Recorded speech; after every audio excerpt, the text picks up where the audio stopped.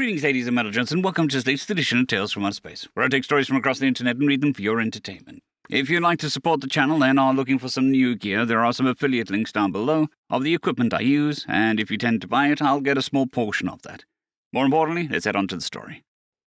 With Toys and Office Supplies, written by Farmwhich4275. I sat on the floor, still cradling my forelegs in terror.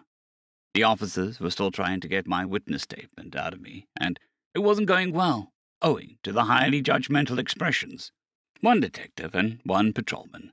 The clean-up crews were still working, cleaning up the mess from the Sabak attack only a day earlier. I was apparently the missing piece of the puzzle the officers needed, and I was too busy trying to avoid heart palpitations to help with their investigation.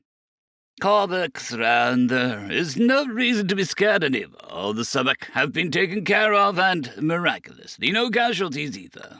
It is quite an event, one for the record books, the detective said. I stepped my head towards him. You think I'm scared of those useless maniacs anymore? I bellowed angrily and snapped to my feet. Whoa, stop. Okay, please, calm the hell down. For all our sakes, please, just talk about it. Walk us through it. Maybe we can understand. Help us. Help you, the patrolman replied, trying to placate me by waving his hands and claws defensively. I took a deep, frustratingly terrified breath and tried at least vaguely to regain my composure. Eventually, I calmed down enough to start a productive conversation, at least in my eyes anyway. I was apparently still flailing about in terror. In my opinion, after what I saw, a valid response. Okay, so there were these humans, I said with a shudder. Humans? You mean the new race from the Far East? I didn't know they were around. Learn something new every day, the patrolman said, scribbling something in his notepad. 4 of them. I can tell you some names based on some random conversations I heard. Jerry, Elias, Marcus, and Jose. Jerry, I think, had strange orange hair. Marcus was the black-haired one with a scary jacket. Jose was, very quiet. Like the world owed him silence, and the guy Elias had dark brown skin like a tree bark, I said. The detective nodded and wrote something down. That's what I was hoping for. Suspect descriptions. How did they attack with the Sabak, then? Attack with the Sabak? You foolish fool. They were the ones responsible for taking them all down, I bellowed angrily, my tone seeming far too terrified for such a scene. The patrolman once again raised his claws. Okay. You aren't giving us anything that we can actually work with. I have to make assumptions, otherwise we aren't going anywhere. I grabbed my head and tried to calm myself down. It worked. Enough. Right. I was in the main department store. The one second floor to the left. The one with the absurdly cheerful color palette. That one. I heard a commotion and was wondering what was going on.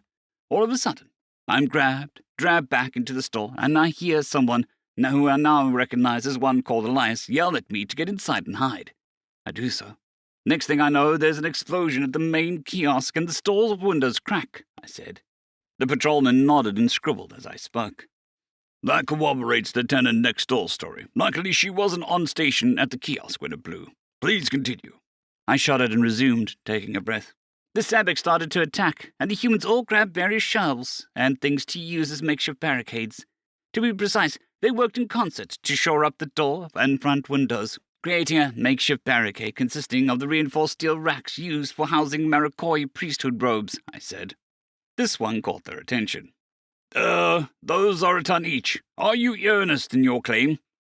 If I was not certain, I would not be relaying it, I yelled, my voice echoing through the area.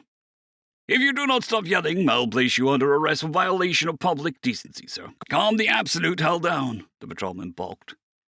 That finally made me cool off. The threat of being in a cell with one of those crazy cultists definitely made my brain reset. I'm sorry, I'm still very, oh God, you're in so much trouble.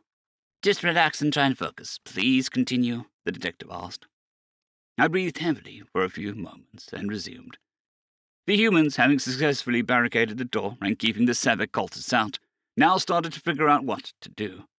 I was able to hide in one of the tall clothing racks. My eye stalks could easily be used to watch what was going on. It seemed Marcus was the one leading the charge on what they were doing. I heard him say, fan out, find whatever you can. Remember the Christmas office party last year? See if we can make it lethal. And they all started rummaging about. They both scribbled in their notes and nodded. Go on. Eventually they came up with solutions. They didn't do anything yet. They just gathered together nearby and started talking about what they found. Marcus said something about pool balls and a leaf blower in the tools section. Jerry said something about a taser. Marcus spoke about a thing called a crossbow, and Jose just said Molotovs. They all nodded, and just like that, got to work, I said. The two looked at me like tilted heads. Work? What do you mean by that exactly? I laughed, half-heartedly in pain and terror, somewhat psychotically, and tried to breathe through the panic. Jose was the first to arrive, wearing a makeshift belt made out of ripped clothes, for the 1,000-pocketed in Bakandi. You know the ones, the shifty ones. In each pocket he carried a ball of glass, what looked like one of the Serenai ceremonial smashing globes, filled with a strange foul-smelling liquid, and rags capping them. Marcus appeared shortly after, and appeared to be holding some kind of projectile weapon. This weapon looked like a ceremonial bow with a gun-like mechanism on its underside, using sharpened Morcoy candlesticks as ammunition. Jerry was the worst. He carried a makeshift backpack full of makeshift batteries that he assembled, and a long weapon he called a taser. Then Marcus appeared holding a Bakandi pneumatic cleaner, and a lot of pipes placed there where there should be no pipes, with a backpack full of ceremonial throwing balls, I said. They both gained shocked looks on their faces. Those, fit the descriptions of the devices we saw from one of the security cameras recovered from the scene. Unfortunately, we couldn't get anything from the incident itself. The Sabak hacked the network. Please, continue. Did you see how they worked? I laughed psychotically again. See how they worked, he says. I shall have nightmares for the rest of my days with the madness those monsters unleashed. I took a deep breath and tried to calm down. Eventually I did. The Sabak were not done, and 3 cultists broke the barrier apart and got into the store. We all screamed. Jose just stood there silent, reached into a pocket, grabbed an orb, lit the small rag and tossed it onto the Sabak trio that were taunting him. The bottle hit them, shattered, and by the gods, the screaming I will never forget as those 3 bastards burst into flames. He threw 2 more for good measure, and coated all 3 of the cultists in fire. The screaming, I won't forget that.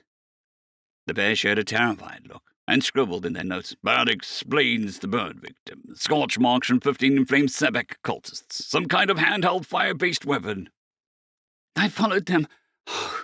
I followed them, I said, getting their attention. I have no idea what madness struck me, but I followed them until they evacuated the facility. I found one of those balls left behind, still intact. A celebration ball with its cap removed, the confetti emptied and replaced with lamp oil. A small rag acting as ignition source.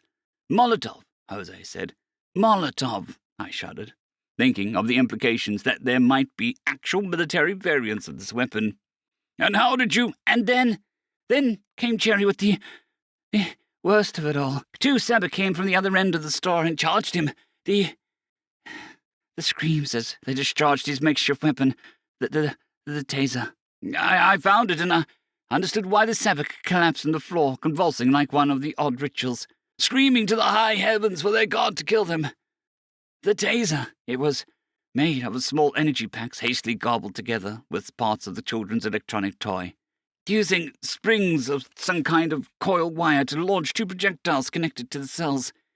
He effectively electrocuted them from range, I yelled, sheer undulated terror in my voice.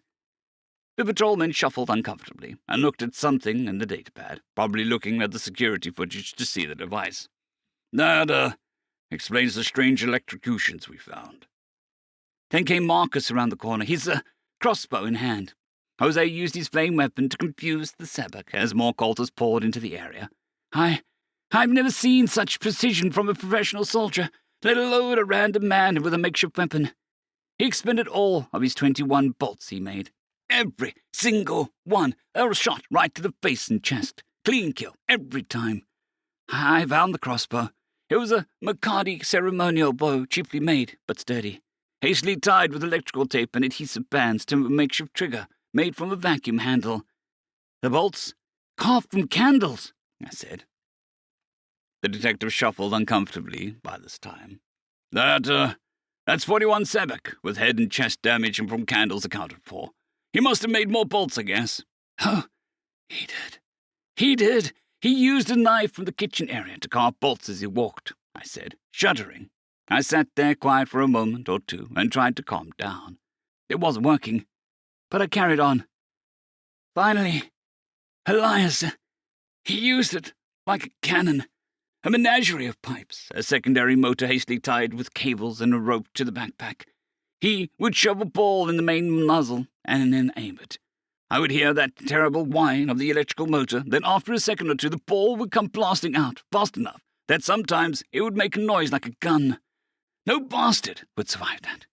I saw one Sabak get at the top of his head like a bad shell on a Makadi.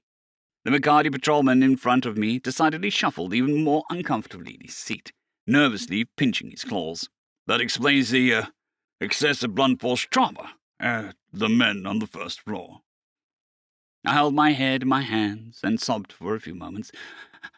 A precision long-range weapon made of office supplies, using candles as ammunition, a lethal electrical weapon made of toys, and expendable energy cells with random wires. A deadly incendiary weapon made from glass baubles, rags, and lamp oil. Lamp oil! And a weapon that can crack a sound barrier with enough force to shatter bone plates of Sabak warriors. Made from commercial great gardening tool and a few pipes, with play balls from the outdated party game. The realization finally hit them, and their faces now displayed the same panic-stricken terror I had. You feel it too, don't you? Now you understand why I'm so stressed. Think if these monsters could create that kind of lethal weaponry out of gardening tools, toys, and souvenir items, what kind of horrendous abominations could a trained military or police force use? I bellowed at them. Both men glared at me in sheer terror and sat there with their jaws open for a few minutes. Eventually, the patrolman put his notebook down, then crawled underneath the table. Just give me a minute. Any room under there for me? The detective asked. Find your own hiding place, he bellowed back. I returned to my spot in the corner and resumed my terrified praying. What the hell did the galaxy unleash on us? And what the hell did we do to deserve it? I would gladly take a Sabak over having to fight against them. Gods, save us all. End of story.